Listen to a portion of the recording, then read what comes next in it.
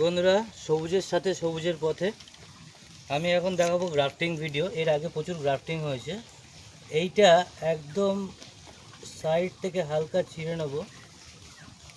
ছিঁড়ে নিয়ে এইটা সায়নটা ভি আকৃতির কেটে একবারই টানবো।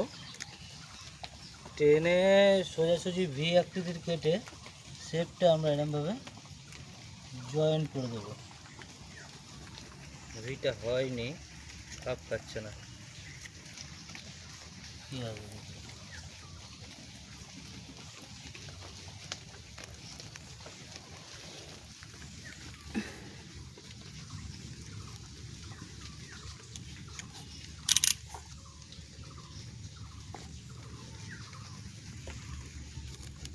ঘরে রাখবো না, কি আছে?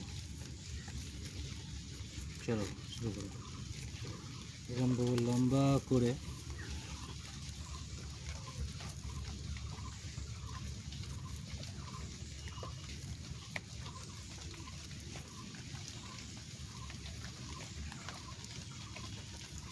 কাটিং করে উপর থেকে নিচ পর্যন্ত টাইট করে একদম বেঁধে দেবো।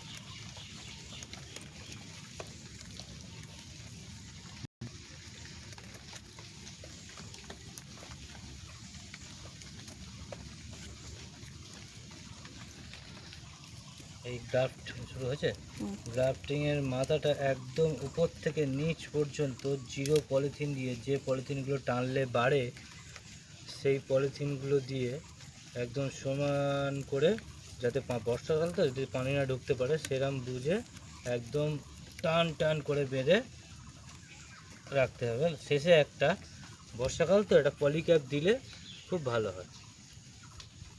এটা ফুটতে প্রায় 25 দিন সময় লাগবে।